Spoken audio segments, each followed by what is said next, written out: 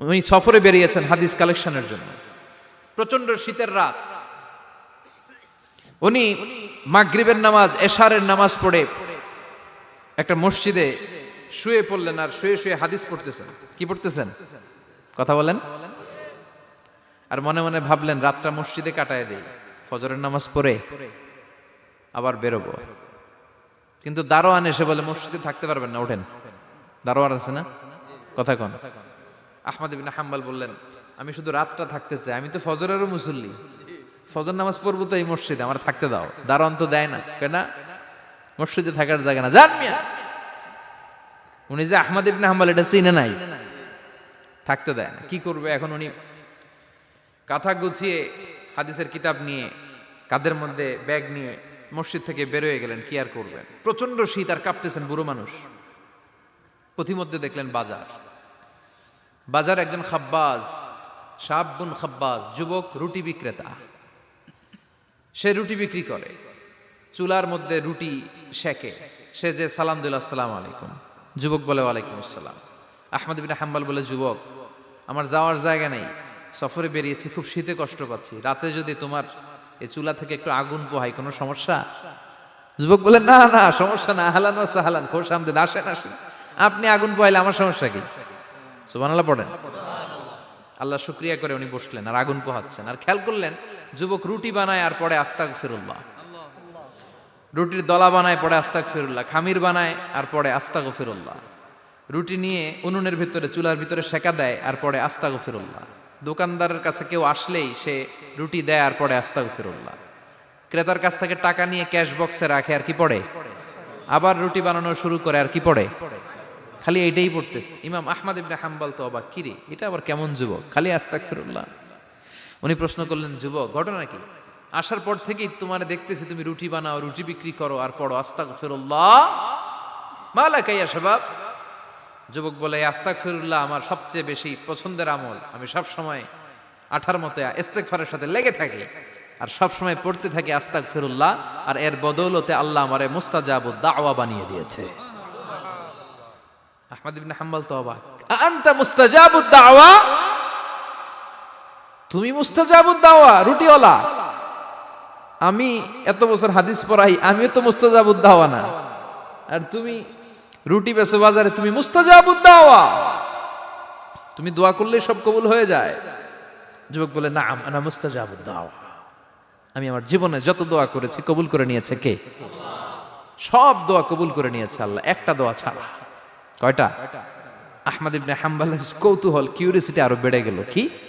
সব দোয়া কবুল হয়েছে একটা দোয়া ছাড়া। মাযালিকা দুআ ইয়া শাব, কি সেই দোয়া? যুবক এবার বলতে শুরু করলো আমার জীবনে যে দোয়াটা আল্লাহ কবুল করে নাই সেটা হচ্ছে আমি আল্লাহর কাছে অনেক চেয়েছি, অনেক দোয়া করেছি যে আল্লাহ শুনেছি এই জামানার সবচেয়ে বড় মুহাদ্দিস, তার নাম নাকি ইমাম আহমদ ইবনে হাম্বল। আল্লাহ তোমার কাছে আমার চাওয়া আমি যেন এই ইমাম আহমদ ইবনে হাম্বলরে দেখে মরতে পারি, আমি যেন ইমাম আহমদ ইবনে হাম্বলের হাতে হাত রেখে মুসাফা করতে পারি আর তার কপালে একটা চুমু এঁকে দিতে পারি।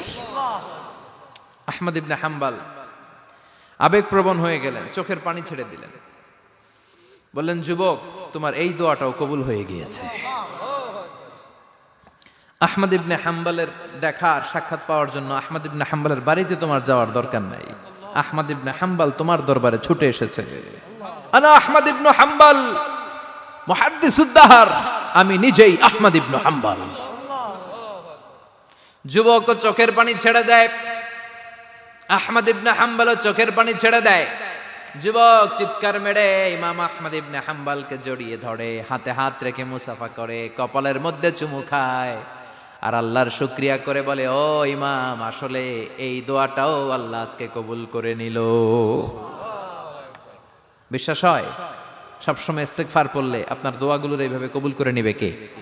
এই পাঁচটা জিনিস পাবেন সবসময় যদি ইস্তেগফারের সাথে লেগে থাকেন। রাজি আছেন তো? এজন্য বিশ্বনবী সব সময় নামাজে সালাম ফিরানোর পরে পড়তেন আস্তাগফিরুল্লাহ। কি পড়তেন? তিনবার পড়তেন আস্তাগফিরুল্লাহ, আস্তাগফিরুল্লাহ, আস্তাগফিরুল্লাহ। পড়তে রাজি আছেন? ইস্তেগফারের অনেকগুলো আলফাজ আছে, সবচেয়ে ছোট ইস্তেগফার হচ্ছে এটা আস্তাগফিরুল্লাহ, আস্তাগফিরুল্লাহ। আরো আছে আস্তাগফিরুল্লাহ আল্লাযী লা ইলাহা ইল্লা হুয়াল হাইয়ুল কাইয়্যুম আতুবু ইলাইহি।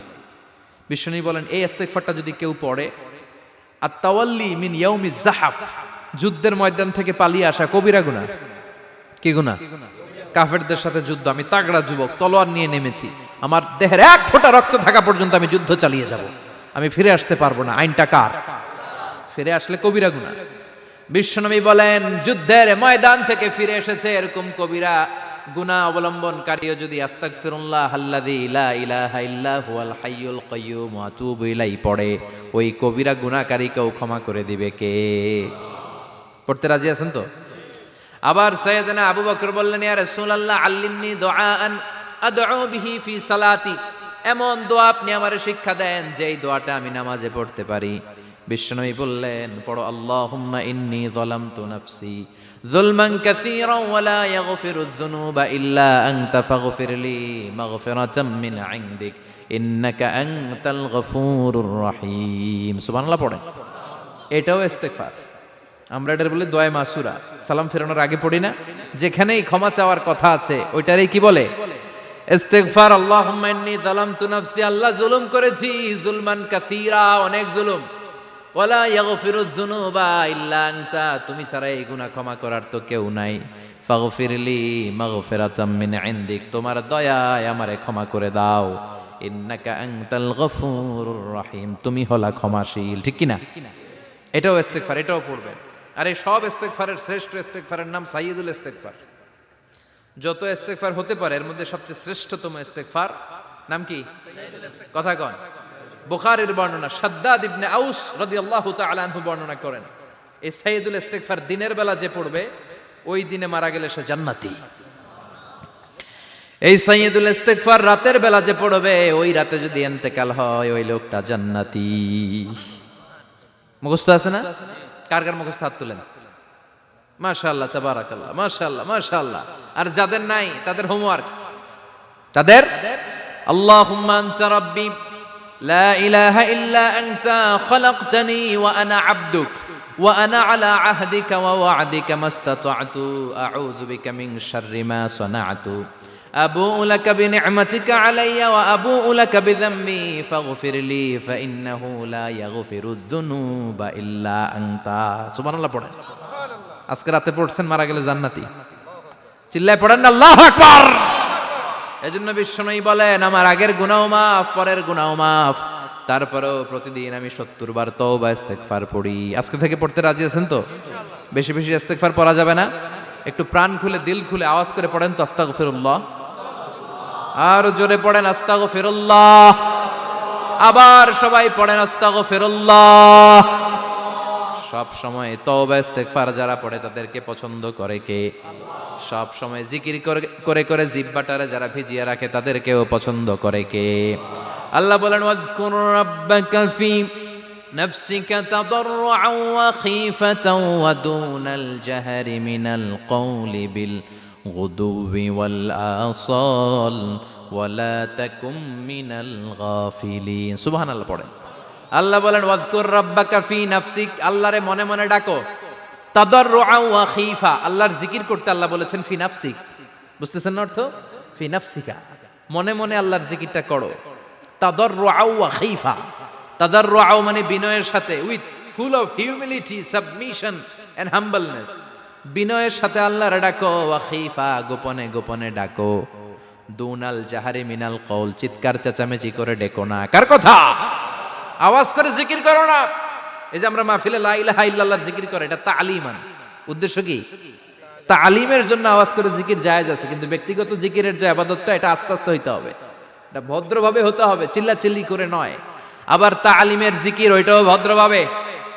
ইন্নাল্লাহা জামিল ইউহিব্বুল জামাল, আমার আল্লাহ সুন্দর, আমার আল্লাহর জিকিরের মধ্যেও সৌন্দর্য আছে না নাই? কিন্তু এদেশে জিকিরের ভেতরে লাফালাফি আছে না নাই? বেশি না কম? কি বসেন বসেন, হ্যাঁ বসে যান তো, অনেক ধরনের আছে জিকির। হ্যাঁ বসেন বসেন, বসে যান। হ্যাঁ হাইবার আলী, এটা কি আবার জালালি? তো এই যে ইন্নাল্লাহা জামিল ইউহিব্বুল জামাল, আমার আল্লাহ সুন্দর, আমার আল্লাহর জিকিরের মধ্যেও সৌন্দর্য আছে না নাই? তালিমের উদ্দেশ্যে সবাই মিলে জিকির করা যায়, কিন্তু চিল্লাফাল্লা করা যাবে না, লাফালাফি করা যাবে না, মাথা ডানে বায়ে ঝোলানো যাবে না, ঠিক কি না? কিন্তু লাফালাফির জিকির আছে না নাই? লাফাইতে লাফাইতে, হ্যাঁ, গাছের আগায় বাঁশের আগায়, আবার যিনি জিকির পরিচালনা করে ওনার কান্দে যাই ওঠে, আছে না নাই? বিশ্বনবী সাহাবাদের নিয়ে জিকির করছেন, সাহাবারা লাফাতে লাফাতে খেজুর গাছের আগায়, হাদিসে আছে না এটা? বিশ্বনবী সাহাবাদেরকে নিয়ে জিকির করছেন, লাফাতে লাফাতে আবু বকর বিশ্বনবীর কান্দের উপরে, আছে হাদিসে আছে? এটা জিকির নয়। কি সুন্দর দেখেন, ইসলাম বুঝা কত সহজ।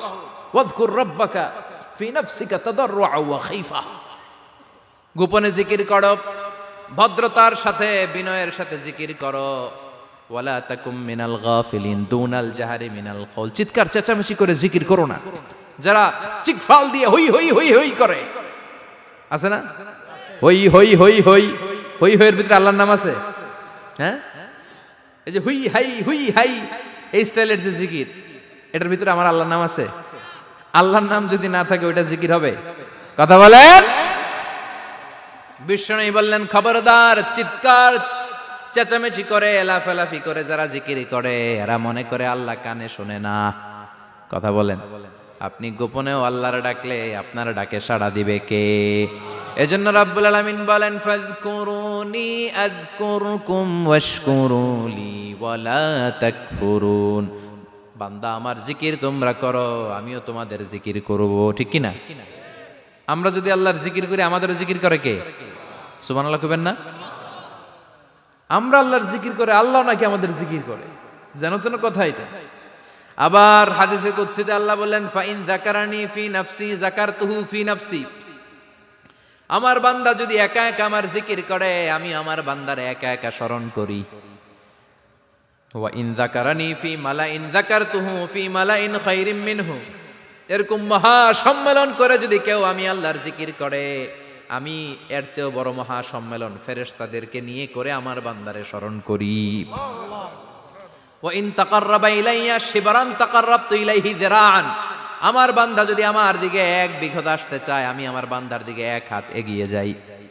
আমার বান্দা যদি আমার দিকে এক হাত আসতে চায়, আমি আমার বান্দার দিকে দুই হাত যাই। ওয়া ইন আতানি ইয়ামশি আতাইতুহু হারওয়ালা। আমার বান্দা যদি আমার দিকে হেঁটে হেঁটে আসতে চায়, আমি আমার বান্দার দিকে দৌড়ে দৌড়ে যাই। সুবহানাল্লাহ পড়েন। এজন্য বিশ্বনবী বলেন, লা ইয়াজালু লিসানুকা রাতবাম মিন যিকরিল্লাহ। আল্লাহর জিকির দিয়ে জিহ্বাটারে ভিজিয়ে রাখবা। কার কথা? চিল্লায় বলেন, কার কথা? সবসময় আল্লাহর জিকির করতে রাজি আছেন তো? সবচেয়ে শ্রেষ্ঠ জিকির বিশ্বনবী বললেন, আফদালু যিকরি লা ইলাহা লা ইলাহা লা ইলাহা ইল্লাল্লাহু মুহাম্মাদুর রাসূলুল্লাহ সাল্লাল্লাহু। সবচাইতে শ্রেষ্ঠ জিকির লা ইলাহা, এর চেয়ে শ্রেষ্ঠ জিকির আছে? কথা বলেন। বিশ্বনবী বললেন, মান ক্বালা লা ইলাহা ইল্লাল্লাহ সিদকান মিন কলবিহি, একনিষ্ঠতার সাথে অন্তর থেকে কেউ যদি জীবনে একবার বলে লা ইলাহা ইল্লাল্লাহ, দাখালাল জান্নাহ। তার যদি পাপ থাকে, অন্যায় থাকে, ওই পাপ আর অন্যায়ের শাস্তিগুলার পরে কোনো না কোনো দিন আমার ওই বান্দা জান্নাতে ঢুকবে। একবার যদি খালিসান মিন কলবিহি সে পড়ে লা ইলাহা ইল্লাল্লাহ, তার জন্য জান্নাতকে অবধারিত করে দিয়েছে কে? আবার এটার নাম আল্লাহ দিয়েছে কালিমায়ে, কথা বলেন, দরাবাল্লাহু মাসালান কালিমাতান তাইয়িবাতান কাশাজারাতিন তাইয়িবাতিন আসলুহা সাবিতুন ওয়া ফারউহা ফিস সামা। সুবহানাল্লাহ। পবিত্র বাণী এটা কালিমায়ে তাইয়িবা। আবু সাঈদ আল খুদরি থেকে বর্ণিত, মুস্তাদরেকে হাকিম আর সহিহ ইবনে হিব্বানে এসেছে। বিশ্বনবী বলেন, মুসা আলাইহিস সালাম আল্লাহর একবার প্রশ্ন করলেন, ইয়া রাব আল্লিমনি দুআআন আদউ বিহি, আপনি আমার এমন একটা জিকির শিক্ষা দেন যে জিকির দিয়ে আমি শুধু আপনার জিকির করব, কেউ এই জিকির করতে পারবে না। এই জিকির জানবো শুধু আমি, আর জানবেন কথা কোন? প্রশ্ন করছে কে? হ্যাঁ, কাকে করেছে? আল্লাহ এমন একটা জিকির শিখান যেই জিকির কেউ জানে না, আমি জানবো, আর ওই জিকির দিয়ে প্রাণ ভরে আপনারে ডাকবো। আল্লাহ বললেন, মুসা পড়ো লা ইলাহা লা ইলাহা ইল্লাল্লাহু মুহাম্মাদুর রাসূলুল্লাহ। মুসা আলাইহিস সালাম বললেন, আল্লাহ চাইলাম কি, কইলেন কি? লা ইলাহা তো জাতীয় জিকির, এটা তো আন্তর্জাতিক জিকির, এটা জানে না এমন কেউ নাই। এমনকি হিন্দু ভাইরাও জানে। কথা কন। আল্লাহ, আমি তো চাইছিলাম এক্সক্লুসিভ, আমার জন্য স্পেশাল, এর চেয়ে সুন্দর আর কেউ জানবে না, এত সুন্দর একটা জিকির আপনি দিবেন, এটা আমি ডাকবো আপনারে আর আপনি শুনবেন। আল্লাহ বললেন, মুসা, এর চেয়ে দামি আমার কাছে নাই। লাউ তাদউ লা ইলাহা ইল্লাল্লাহ ফি কাফা, লা ইলাহা রে যদি মুসা এক পাল্লায় রেখে দাও, ওয়াস সামাওয়াতু সাবউ ওয়াল আরদিন, সাত আকাশ সাত জমিন যদি আরেক পাল্লায় রেখে দাও, লা ইলাহা এক পাল্লায়, সাত আকাশ সাত জমিন আরেক পাল্লায় ওজন যদি দাও, লা রাজাহাত কাফাতু লা ইলাহা ইল্লাল্লাহ, মুসা দেখবা মুহূর্তের মধ্যে লা ইলাহা ইল্লাল্লাহর পাল্লা ভারী হয়ে গেছে। সাত আকাশ সাত জমিন এক পাল্লায়, শুধু লা ইলাহা ইল্লাল্লাহ আরেক পাল্লায়, মুহূর্তে লা ইলাহার পাল্লাটারে ভারী করে দিবে কে? এটা বিপ্লবী বাণী। আমরা এটার ভিক্ষার মধ্যে লাগাইছি। এখন ভিক্ষা করার সময় লা ইলাহা আছে না নাই? একটা টাকা দিয়া যান, আমি গরিব ইনসান আর সমান, একটা টাকা দিয়া যান, আমি গরিব ইনসান, আছে না নাই? জুমার নামাজের সময় ভিক্ষা করে, একটা টাকা দিয়া যান, আর লা ইলাহার জিকির লগে, আছে না নাই? এটা আমরা ভিক্ষার জিকির বানাইছি। এটা তো বিপ্লবী বাণী। এই বাণীর পক্ষে যারা, তারা ন্যায় আর সত্যের পক্ষে চিল্লায় বলেন ঠিক কিনা? এই বাণীতে যারা বিশ্বাস করে, তারা এক আল্লাহর সামনে মাথা নত করে দেয়। গোটা পৃথিবীর কোন শক্তির সামনে ওই মাথা নত হয় না, ঠিক কিনা? এই লা ইলাহা যারা আমরা মানি, আল্লাহ ছাড়া কারো সামনে মাথা নত করব? কোন শক্তি আমাদের মাথা নত করাতে পারে? এই কালেমার আন্দোলন যারা করে, তারা আল্লাহ ছাড়া পৃথিবীর কাউরে ভয় পায় না। আর তারা চায় কালেমার পতাকা পৃথিবীর মধ্যে যেন পথ পথ করে উড়ে, ঠিক কিনা? বাংলার জমিনে কালেমার পতাকা উড়ুক, আমরা চাই কি চাই না? কোনো একদিন এ দেশের আকাশে কালিমার পতাকা উড়বে, সেদিন সবাই খোদাই বিধান পে দুঃখ বেদনা ভুলবে। কোনো একদিন এ দেশের আকাশে কালিমার পতাকা উড়বে, সেদিন সবাই খোদাই বিধান পে দুঃখ বেদনা ভুলবে। চিৎকার করে বলেন ঠিক কিনা? এই কালেমার সমাজ যদি হয়, ওই সমাজে কেউ লাঞ্ছিত হবে না, ওই সমাজে কোনো নারী নিগৃহীতা হবে না, ওই সমাজের কোনো কাজের মেয়েরা ধর্ষিত হবে না, ওই সমাজে দুর্নীতি থাকবে না, ঘুষ থাকবে না, চাঁদাবাজি থাকবে না, টেন্ডারবাজি থাকবে না। সমাজটারে শান্তি দিয়ে সমৃদ্ধ করে দিবে কে? এজন্য সব সময় জিকির করতে হবে একজনের, চিল্লায় বলেন তিনি কে? শ্রেষ্ঠ জিকির হচ্ছে লা ইলাহা। পড়তে রাজি আছেন? সব সময় জিকিরটা করতে রাজি আছেন? Every night and every day, every night and every day, never forget to say la ilaha illallah, never forget to say la ilaha illallah. পড়েন, every night and every day, every night and every day, never forget to say la ilaha illallah, never forget to say la ilaha illallah, never forget to say la ilaha illallah. When you're walking down the street, use your time and repeat, and say in every heartbeat la ilaha illallah. When you're walking down the street, Use your time and repeat and say in every heartbeat La ilaha illallah. Every night and every day, every night and every day, never forget to say La ilaha illallah. চিল্লায় বলেন ঠিক কিনা? দিনে রাতে যে কোনো মুহূর্তে আমাদের জিহ্বার মধ্যে থাকবে কি? কথা বলেন, জিহ্বায় থাকবে কি?